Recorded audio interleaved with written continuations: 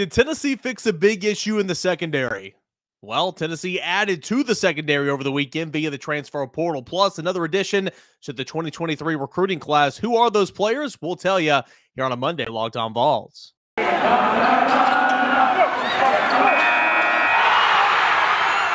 are Locked On Vols, your daily podcast on the Tennessee Volunteers, part of the Locked On Podcast Network, your team every day.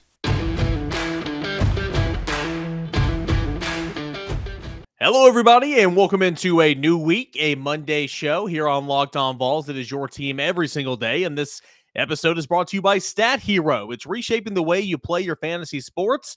Dozens of house-based games to play daily. No sharks, no funky props, just your skill versus the lineups that you choose. Sign up today. That's at stathero.com/locked-on. Thanks so much. Thanks so much for making Locked On Vols your first listen each and every day. Subscribe to the show on YouTube. Would appreciate that immensely, as it is a busy time here on Locked On Vols. Of course, the audio platforms wherever you get your podcast. So, like I said in the cold open, Tennessee football, some new additions to the team via the transfer portal and via the recruiting class. We'll see who those are here in just a second. Tennessee basketball, tried every which shape and way, form, fashion to give that basketball game away, but a dominant first half was just enough to hold on over Arkansas in the regular season finale. We'll talk that, plus some odds and ends in segment 3, baseballs, good showing in Houston. Lady Vols softball, 5-0 week at the Tennessee Invitational. Lady Vols basketball came up short against Kentucky, who went ahead and won the SEC tournament, and some junior day notes from Tennessee recruiting. That's what you have to look forward to here on this edition of Locked On Vols. So let's tell you about it. Wesley Walker, he's going to be a junior, or I guess maybe a redshirt sophomore. Nonetheless, he has 3 years of eligibility remaining. So anyway you want to spend it, he has 3 years of eligibility remaining. That's plus the COVID year as well. His name is Wesley Walker, coming from Georgia Tech, where he was a defensive back, primarily played as a nickelback, which is the star position here in this Tennessee defense. He came in over campus, came to campus over the weekend, spent some time with the Tennessee coaching staff, Willie Martinez, Tim Banks in particular, already familiar with Tennessee because his stepbrother is current Tennessee Vol Tyler Barron. So he's very familiar with Tyler Barron. He played at Innsworth High School with Barron. And with, knows Jackson Lampley, knows Cooper Mays, knows Hendon Hooker very, very well. So this kind of seemed like, a match made in heaven. After his high school days, of course, he went to Georgia Tech. His family moved to Knoxville. And so Tennessee was obviously one of those spots that Wesley Walker was looking to come into when entering the transfer portal. So who is Wesley Walker? Well, he's a defensive back, 6'1", about 205. He played the nickelback slot for Georgia Tech, and in 3 seasons, he had 95 tackles. I'm going to call it 2 seasons. And, he played in 3 games in 2019, his freshman season before redshirting, but he played in 2 games, rather. He had 3 tackles. So I'm going to call it 2 years and really 2 games. That was some limited time there back in 2019. So 95 tackles overall. He had a pair of tackles for loss, no interceptions, 6 passes defended, and 2 forced fumbles with his time at Georgia Tech, really in 2+ seasons. So Theo Jackson has gone, hoping to get a look at the National Football League. Tennessee does have players that can step up in his place. Maybe Kamal Haddon. Of course, it looks like he'll play a little running back or cornerback, excuse me. Maybe Brandon Turnage. Looks like he might be playing more cornerback. Danico Slaughter is there at the star position as well. So regardless, any way you want to spin it, those are some of the guys that will be playing. But if Wesley Walker can get on the field and make Tennessee better as a star player, look for that to happen. So, is this going to fix every single one of Tennessee's defensive problems? No. Wesley Walker, he's not an all-conference player. He's not an All-American, but he's an experienced guy that's gotten better and better every single year since he's left high school. And he's a guy that's a veteran now, and he knows the landscape of college football. So if he can come in here and give Tennessee a look and be ready to roll, in this summer and adapt and grow well during fall camp, maybe he can get a whole lot of run this fall for Tennessee. But he has 3 years of eligibility remaining. That is Wesley Walker, formerly of Georgia Tech. Now, to the class of 2023, Tennessee has picked up its 4th commit for the class of 2023, a wide receiver from Lipscomb Academy. His name is Nate Spillman. I wrote a story up on it at volquest.com. If you're listening on the audio platform, I'll link it into the until the description there. 6'3", about 195 pounds. He starred for Lipscomb Academy, who won the Division II AA Tennessee State Championship this past fall. He becomes the second in-state recruit to commit for the University of Tennessee. And that's big because in the class of 2022, Josh Heupel only landed 2 in-state prospects in that entire class. And already you've got 2 in the first 4. So I think that's really, really big. His high school coach is Trent Dilfer. If you remember him, he's a former Super Bowl winning quarterback, a former Pro Bowler of the National Football League, played for a long time in the NFL. When I caught up with Trent Dilfer on Friday before writing the story, this is what he had to say on Nate Spillman. He's the ultimate football player and teammate. They make very few like him. He's everything you're looking for as a coach. Nate is obviously very talented, but that's not what makes him so special. He's talented, but there's a lot of talented players who aren't winners. He is the total package. Along with being long, athletic, and tough, he has good ball skills and is a very good route runner. To me, that's not the headline, though. The headline is that he's one of the toughest guys on the team.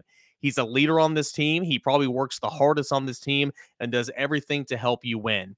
You're looking for guys who not only will help increase your talent pool, but will also help you develop a better winning culture. He's done that for us, and he will do that for Tennessee. Again, that was a quote from Trent Dilfer, Lipscomb Academy head coach, former NFL player that probably knows what he's talking about. For Spillman, and kind of in my scouting report, again, you can read this all at volquest.com. He's long, he's athletic, he has long strides. He's not the fastest. He'll work on his speed here. He's not the best route runner. He'll work on that more defined route. He's really just a big play. I don't want to say that because it's almost like I'm downgrading him, but he is a big play target for Lipscomb Academy. He can outrun anybody, just on go routes, deep post routes. A number of his touchdowns came via that direction. He goes up at high points football and wrestles them away on 50-50 balls. Something I noticed too on the tape, he's very aware. He knows where he is on the sideline, knows where the back of the end zone is, where the pylon is. And that came into play big time for him this past season. Another thing of note as well, Edwin Spillman is the younger brother of Nate Spillman. Nate Spillman just committed to Tennessee for the class of 2023. Edwin is a class of 2024 outside linebacker, very talented player. I think Tennessee will be very interested in bringing Edwin Spillman along next year as well. So can you get a little Elijah Herring, Caleb Herring 2.0 maybe? Now, Caleb Herring has not committed to the University of Tennessee, the top player in the state of Tennessee. Really the number 2 player, but I think he's the top player in the state of Tennessee. That hasn't happened yet, but I anticipate that happening sometime this spring. Maybe via the Spillmans, you get kind of a 2.0 of that as well. So that's good news for Tennessee. I mean, is Nate Spillman a guy that's going to come in and win you a lot of games right away? No, he's a developmental player, but when you look at the tape and you see some things to work on and see some things to grow with this Tennessee coaching staff, they liked it, so they took him. So Tennessee gets its 4th commit for the class of 2023, and his name is Nate Spillman. So that was some news from over the weekend, Tennessee football related. Roster-wide, Tennessee adds a player via the transfer portal, Wesley Walker, a defensive back that will likely slide into the star position, and he has 3 years of eligibility remaining. And then one guy that will get on campus probably around this time next year, and Nate Spillman, wide receiver from Lipscomb Academy. Okay, we got tons to get into. We'll talk hoops in segment number 2. What's that SEC tournament bracket look like? And more odds and ends later on in the show. But I want to remind you guys about betonline.net. Football season's over. Basketball is full steam, both college and pro seasons. All the latest odds, totals, player props to where the next coach fired might be landing. BetOnline.net is the number 1 spot for all your sports betting needs. BetOnline remains the spot to get your scores, your podcasts, anything sports related this season. And it's not just basketball, like we talked about, not just football. BetOnline.net, your source for hockey, boxing, UFC odds, right to that Olympic coverage that just wrapped up in Beijing a few weeks ago. Head on over to the website or use your mobile device. Sign up today to see the latest trends and all the action. BetOnline, it is where the game starts. And we're in the month of March now. March Madness, I guess, can officially begin since the regular season's over. You've got tournament action going on right now. The SEC tournament this weekend. And the big tournament coming up next week as well. That means you need to start thinking about now where you're going to be running your brackets through. Are you going for the usual or are you going for the best? We've done our homework over here at Locked On. We're going to run our pools through runyourpool.com. Along with the standard brackets, Run Your Pool offers game types like Survivor and Pick'ems. They have options to edit scoring. They offer more intel on your picks. That's something that CBS and ESPN brackets just fail to do. If you've got a business, runyourpool.com can help you take some of that madness magic alongside your employees or even your customers. They offer full white glove customer support, custom branding, and one of the newest 3-minute setups that you are ever going to find. Clearly, we believe in Run Your Pool because, like I said, we're going to run our brackets there ourselves. There's no truer test than that. If you want to play against us for a shot at the cash prize, join us at runyourpool.com/lockedon. And while you're there, create your own pool with your friends and family. Enter Pure Madness at checkout for $10 off your custom pool. The rules and details will be made available there. That's runyourpool.com/lockedon. Enter Pure Madness for a chance to win a cash prize. We look forward to seeing and beating you there. Thanks so much for making Locked On Vols your first listen here today and every day. And make sure to check out the Locked On Bracket Breakdown March 14th right here on the Locked On Vols podcast feed and on the YouTube channel. College basketball experts Chris Gordy and Andy Patton, they're going to be joined by Lee Sterling, giving you the in-depth breakdowns on every single matchup. That is the Locked On Bracket Breakdown beginning on March 14th. Okay, so Tennessee basketball completes the season undefeated at home. Blooper was in the house. Not a fan of Blooper, but I am a fan of the World Series Atlanta Braves, as you can see from behind me on the YouTube channel. The trophy was in house. It was a big day, and Tennessee came out firing on all cylinders. I mean, Tennessee shot almost couldn't shoot any better in the first half. It just shot 50%. That's still a high percentage, but I felt like more of those buckets fell. It shot 9 of 12 from 3 in the first half, which was just incredible. 9 of 12 from 3, 75%. Just incredible. On the flip side, Arkansas just made 9 of 25 baskets, 36% from the field in the first half. Tennessee jumped up to, I want to say, a 24-point lead at one point in time, just under 5 minutes left. 24-point lead for the Volunteers, carried a 21-point lead heading into the halftime break. And Kennedy Chandler was just on fire in the first half. Finished with, I want to say, the majority of his, I might have been all 15 points, to be completely honest with you. 5 of 6 shooting from the field, 5 of 6 from 3. He was incredible in the first half. A big reason why Tennessee was able to jump out to that lead. Santiago Vescovi, who finished with 15 points, he was shooting well from the game as well. This is on the game numbers. 4 of 9, 3 of 4 from 3, and made all of his free throws.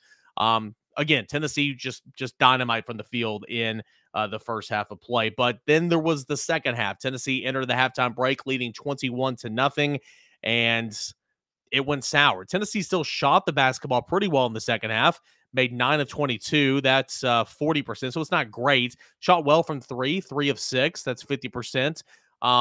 But turnovers were key for the Volunteers, okay? At one point in the second half, Tennessee had 9 turnovers in the second half, okay? That was as many as made field goal shots Tennessee had in that half. So I think it was a little over 3 minutes to go. Tennessee had 9 second half turnovers and 9 made buckets in the second half. That's not a winning formula whatsoever.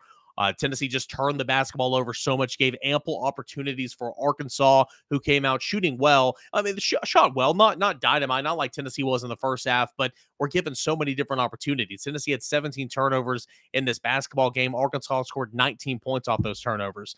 Arkansas out-rebounded, just bullied Tennessee on the boards. That's what I said, coming into this game. Tennessee's been rebounding and playing so well in the paint, and not just playing defense great, but rebounding great, right? That was not the case on Saturday. Arkansas out-rebounded Tennessee 23-12 in the second half. They had 12 of those offensive rebounds. 12 of the 23 rebounds in the second half had 12 of them on the offensive end, again, creating extra opportunities. So Arkansas had all this time to get cut back into this lead, cut that 21-point deficit down to about 10 just a couple of minutes into the second half. And from there, it was kind of a dog shoot. But Josiah Jordan-James, again, another solid game. Not a career high. He had that earlier in the week, 23 points against Georgia, but 7 of his 12 points in the game came in the second half. He had a block shot. He had 3 steals. He was Tennessee's leading rebounder with 7. Josiah Jordan-James, at one point in time, there was a 3-minute stretch where he scored all of his 7 points of the second half in that stretch, and might not have seemed like a big at the time, but looking back, I mean, that stretch was huge to keep Tennessee out in front and ultimately able to weather that storm from Arkansas. Arkansas is a good team. Again, Arkansas beat Tennessee 58-48 at home just a few weeks ago. Tennessee had more points in the first half at this game than they did the entire game at Arkansas. 50 points in the first half for the Volunteers in the first half, only 28 points in the second half for the final score, 78-74 in this one. Again, Vescovy had 15 points. Chandler had 15 points. Josiah Jordan-James had 12 points. Zakai Ziegler had 13 points off the bench. For Arkansas, obviously J.D. Note looked really good. He had 20 points. Stanley Amude had 15 points, and you had 15 more points from Chris Likes off the bench as well. So rearview mirror now. Tennessee survives after that big, ginormous, first half lead. Also, one more note, both teams, again, just horrible free throw shooting teams. Arkansas, 18-27 from the charity stripe, 66%. You make half of those, you're walking away a winner in this game. Tennessee made 20 of 30 free throws. You make half of those, that makes a 4-point lead, a 4-point advantage, a 9-point advantage, right? It looks a lot better. So, it's just two teams that just didn't take advantage of themselves at the charity stripe. Kennedy Chandler 0 from 3 from the charity stripe in this one. 0 for 3. He continues to just not be a good free throw shooter, despite being just a great player here as a freshman. And honestly, that's going to hurt his stock this summer. It will. I mean, it really, really will. But he's so dynamic. He's done so many good things so far here in his freshman season. But free throw shooting has not been one of those. So put it in the rearview mirror now. Tennessee stays undefeated at home only for, I believe, the 4th time in program history. So, yes, that is an accomplishment. Tennessee wraps up that number 2 seed. Everything was chalk on Saturday. Kentucky handled Auburn handed South Carolina to get that 1 seed in the outright championship for the regular season of the SEC. Tennessee took care of Arkansas. It's the 2 seed. Arkansas is the 4 seed. And Kentucky beat Florida to wrap up that 3 seed. So, if you look at the SEC tournament, you have the top 4 seeds, like we've been talking about. Auburn, Tennessee, Kentucky, and Arkansas all get the double bye, and they will be in action first on Friday, March the 11th. That's this coming Friday. It will get going on Wednesday, however. The 13th seeded Ole Miss Rebels will take on the 12th seeded Missouri Tigers. That's the first game at 6 o'clock. The second game, a little after 8 o'clock Eastern time, will be 14th ranked Georgia, 14th seeded Georgia. These are seeds now, mind you, and 11th seeded Vanderbilt. So, the winner of 14 Georgia, 11 Vanderbilt will take on Alabama on Friday. Mississippi State, the 10 seed, and the 7 seeded South Carolina Gamecocks are already set to play on Friday. The winner of Ole Miss and Missouri will take on the 5th seeded LSU Tigers. And the first game on Thursday, these are Thursday games, is 9th seeded Florida and 8th seeded Texas A&M. Now, the winner of that game will take on the top seeded Auburn Tigers on Friday at 12 o'clock noon Eastern. The winner of LSU and, of course, the playing game essentially on Wednesday will take on the number 4 seed Arkansas. Tennessee will play the winner of either 10-seeded Mississippi State or 7th-seeded South Carolina. Whoever wins that game will be Tennessee's opponent to kick things off in the quarterfinals on Friday. That game will be at 6 o'clock Friday evening. And then Kentucky will play the winner of Alabama and whoever wins on Wednesday between Georgia and Vanderbilt. So a lot thrown at you right there, but I'll tweet out this bracket. And of course, you can find it pretty much anywhere. That is the SEC tournament bracket as we head down to Tampa now for the SEC tournament. It feels really weird talking about Tampa being the host site for the SEC tournament. I feel like it should always be in Nashville, but nonetheless, Tennessee handles business. It was shock across the league in that regard. Tennessee handles business. It's the 2 seed and a chance to win the tournament. Hadn't won the tournament in quite some time. Of course, yeah, you want to win the tournament. Don't get me wrong, but you want to go far in the NCAA tournament. It's something Tennessee's looking to avenge its loss from last year to Oregon State. So a great regular season for the University of Tennessee. Really, really good. Really, really solid at points and times. We didn't know, but it continued to evolve and get better and find its footing even after a star player like Olivier Cumwall was out due to injury. So congratulations to the men's team. All right, we will come back, tie in some loose odds and ends, take a look at some other Tennessee sports from over the weekend, a little bit of the Junior Day chatter from Saturday. But first, let me tell you about Stat Hero, okay? Man, do I love March Madness, all right? And I love those brackets, but I can't remember the last time I actually went deep or even won money. Does that sound like you? I'm hedging my bets this year with Stat Hero's NCAA Pick'ems contest. Stat Hero's NCAA single-game pick'ems pits the star players against each other in an amazing hybrid between fantasy and sports gambling. Take control back from those handicappers and always seem to have the advantage. Start focusing on the players you know best with a gameplay that doesn't rely on big spreads, large odds, or funky props, all right? Stat Hero gives you the advantage, resulting in their game winners 4 times more often. Why? Because StatHero.com eliminates the mystery about who or what you're going up against. In addition to their pick'em games, they also have dozens of lineups you can comb through and take the head-to-head. All right. In addition, or they simply post sets of players to for you to take on the site and set those players from the lineup you choose. Stat Hero is the easiest and fastest way to get your sports action fix on this March Madness season. Simply sleek gameplay with all the playing in minutes, and this is what daily fantasy is meant to be. All right. So sign up for free right now at stathero.com/lockedon for 100% deposit match. Again, I'll say that again. Sign up today at stathero.com/lockedon for a 100% deposit match. That's stathero.com/lockedon for a 100% deposit match. Terms and conditions will apply, but check out Stat Hero this March Madness season right now. And Built Bar. We told you all about the marshmallowy puffs, the new flavors that are out there, covered in 100% chocolates. Bathing suit season is right around the corner. Hey, I'm going to the beach at the end of May, man. I am so excited. Got a beachfront house just chilling right there. I walk out the back door, about 50 yards, I'm there. I am pumped. And something that I'm going to be eating between now and then is a healthy alternative to some of those, those nasty snacks that just aren't good for you. Those are Built Bars, okay? 130 calories, 4 grams of sugar, 4 net carbs, 17 grams of protein, and, oh yeah, covered in 100% chocolate. It is great for you if you are looking to lose or maintain weight. Because, compared to a normal candy bar, it's got somewhere around 240 calories. Check out all the amazing flavors like mint brownie, coconut almond. New flavor this month is white chocolate cookies and cream. They're all delicious, and the new flavors are coming out all the time. All right, if you think a flavor might be good, chances are Built Bar is going to try it. So go to built.com right now. Use that promo code LOCK15, and you're going to get 15% off your order. Use promo code LOCK15 for 15% off. That is at built.com. We got a final segment left here on this Monday edition of Locked On Balls. Forgot to mention, hey, tomorrow's Twitter Tuesday. You have any questions, comments, concerns, get me in your Twitter Tuesday here in my DMs at _Cainer or at Locked On Balls.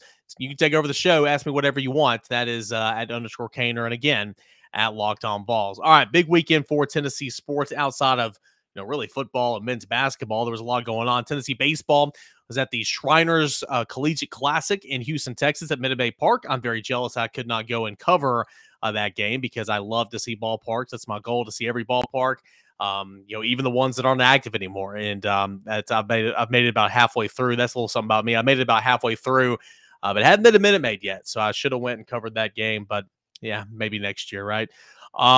Tennessee took on number 1 Texas on Friday. We talked about that was going to be a tremendous challenge. We're going to learn a whole lot about Tennessee. What we learned, Tennessee fell 7-2, so it looks like a lopsided loss. Boy, Chase Burns is the real deal. He is the 18-year-old true freshman, turned down millions of dollars to come play for Tony Vitello and come play baseball in the SEC. The freshman went 5 innings strong, gave up 2 hits, surrendered only 1 run, 10 strikeouts in that Friday evening start. The game started at 9:35 Eastern time. Goodness gracious, it wasn't over until like 1 a.m. Walked 1, struck out 10 on 81 pitches. So Tony decided to go to the pen in the 6th inning. Tennessee was trailing, I think at the time. I guess it was a tie ball game at 1-1, right? Tony goes to the pen in inning number 6, goes to Camden Sewell, who is that stopper and one of Tennessee's most valuable arms. Won the day for Camden Sewell. Only gets 1 out in the 6th, gives up 3 hits, 3 runs, 2 of them earned, 1 walk, and faced 5 batters. Will Mabry came in, gave up 2 more runs, and secured the rest of that inning. Ethan Smith pitched later in the game, gave up a run in 2/3 of an inning. Mark McLaughlin came on, allowed a hit, but was able to escape that last inning without any damage. So Tennessee's bullpen lets down Chase Burns in a tremendous start Friday. But again, this is Texas, the number 1 team in the country. Chase Burns is going up against his counterpart, Zeb Hansen, I believe is his name, and he's an All-American. He's a study. He went 6 innings, gave up 1 hit, and struck out 5. So when you stack up the 2 on start to start, it was Chase Burns that looked like the better pitcher the other night. But nonetheless, Tennessee falls in the opener on Friday night by a score of 7-2 to number 1 Texas. But Tennessee does respond, and that's something that Ben McKee and I were talking about on the Diamond Balls podcast, a little bit of here on Locked On Balls. We're going to find out a lot about Tennessee because this will be the first time they face adversity all season long. Tennessee comes back, doubles up Baylor on Saturday, 10-5, the final score. Chase Dolander, not his best day at the office of getting the start. 3 innings, 4 runs. He struck out 4, but Tennessee got good play from the bullpen. Kirby Connell came in and gave him 4 innings and 2/3, surrendering only 1 run on 4 hits. He had 4 strikeouts. Ben Joyce hit triple digits a couple of times. He came in, allowed a hit, but got 1 out and got out of the inning. Redmond Walsh picked up the last inning there, pitching an inning there in the 9th. And so Tennessee did what it was supposed to do and took down Baylor 10-5. Coming in on Sunday, Tennessee just ran all over Oklahoma 8-0. Drew Breen got the start, stretched out a little bit, went 5 this time, gave up no runs off 2 hits, walked 1, struck out 6. Mabry came in, looked a lot better compared to Friday. McLaughlin came in again and, pitched an inning. Ben Joyce came in again, walked 1, struck out 1, but was unscathed. Redmond Walsh went an inning and 2/3 on Sunday and had 3 strikeouts, struck out one of the sides, I believe. But the bats came alive on Saturday and Sunday. What was the highlight of probably the weekend, Christian Moore had an inside the park home run, which was really, really cool to see. Jordan Beck had a home run on Sunday. So Tennessee, about what we expected, 2-1 on the weekend with some fierce competition. They did a really, really nice job in that one. Lady Vols softball went 5-0 on the weekend, took down Virginia on Sunday in the Tennessee Invitational. Wanted to make sure that was noteworthy, and we mentioned that. Lady Vols basketball won on Friday night, lost on Saturday, 83-74 to Kentucky. Alexis Dye had a really nice game, 26 points, 10 rebounds. He had Ray Burrell, 16 points, 8 rebounds, and 2 blocks as well. Tamori Key set the single-season blocks record for the Lady Vols with 2 blocks in the game. But that's quite impressive when you think about all the greats that have come through this program. So Tennessee falls to Kentucky 83-74 in the SEC tournament semifinals. Keep in mind, Marta Suarez hadn't played all year. Jordan Horston is not playing. Tennessee lost a couple of others as well. So it's been tough in terms of injuries and just trying to deal with those injuries for Kelly Harper and this club. Finishing this portion of the season, regular season SEC tournament with a 23-8 record, 11-5 in conference play. And that will bring us to some junior day highlights for the University of Tennessee. I'll mention that Nate Spillman went ahead and committed to Tennessee on Sunday afternoon. Others who made headlines at junior day for the University of Tennessee, which is a big time football recruiting weekend. You have a couple of those in the springtime where you just welcome like 100 prospects on campus, a chance to go and see campus and all that type of stuff in a short amount of time. The headliner this entire weekend is the California quarterback, Nico Maliava, and he's been here. Looks like he's having a really, really good time. Hopefully we'll have a write-up or some sorts of something at VolQuest.com. We plan on catching up with him before he leaves town on Monday. But he was the headliner, of course, the 5-star quarterback. Others that kind of moved the needle this weekend, Jeremiah Thielander, a linebacker from Georgia, really feeling Tennessee after his visit. He's a talented player. Christian Conyers, the number 1 target for Tennessee on the defensive backboard from Bowling Green, Kentucky. It'll come down between Tennessee and Kentucky, but he and his family really like Tennessee. He had a good time here on Saturday. Justin Brown, in-state wide receiver from Blackman High School. He and his family were here. They look like they had a good time. Nathan Robinson from Greenbrier, who continues to just get bigger and bigger and bigger. Rodney Garner just sees him and sees all the potential there for him and maybe a 5 technique down the line. So, nothing huge from this junior day, but Tennessee did help themselves out a lot. I spoke with Marquez Taylor, an athlete from West Tennessee, McKenzie. He had a good day. So we'll continue to have coverage of that at VolQuest.com if you want to check it out. But the big fish that was here over the weekend, 5-star quarterback Nico Amaliava, and that's a program changer, right? If you can reel him in. So we'll see exactly how his visit went when we catch up with him later on Monday before he leaves town. That will do it here for a Monday show. A lot thrown at you. We talk Tennessee new additions from Wesley Walker, the transfer portal, Nate Spillman for the class of 2023. Recap Tennessee surviving over Arkansas Saturday on the hardwood to finish off the regular season undefeated at home. And then we talked a little odds and ends here in segment number 3, baseball in Houston. Lady Vols coming up short in the tournament, Lady Vols softball, and some junior day notes. Hope you guys enjoyed it. Don't forget, Twitter Tuesday is tomorrow. Get me in your questions, your comments, and your concerns. And as always, thanks so much for making Locked On Vols your first listen. Now for your second listen, Locked On the NFL Draft. The Combine's just wrapping up, tons of notes. And we'll get into those notes Tennessee football related later in the week. But check out Ryan Tracy, former NFL cornerback Eric Crocker. They bring the NFL Draft to life every day with insight and analysis on college football, prospects, and NFL front offices. It's free and available wherever you get your podcast. That is the Locked On NFL Draft. Twitter Tuesday tomorrow. Subscribe to the YouTube page. Continue to help me grow that page. Can't thank you guys enough. Really appreciate it. We'll talk to you again tomorrow, but until then, enjoy the rest of your Monday, everybody.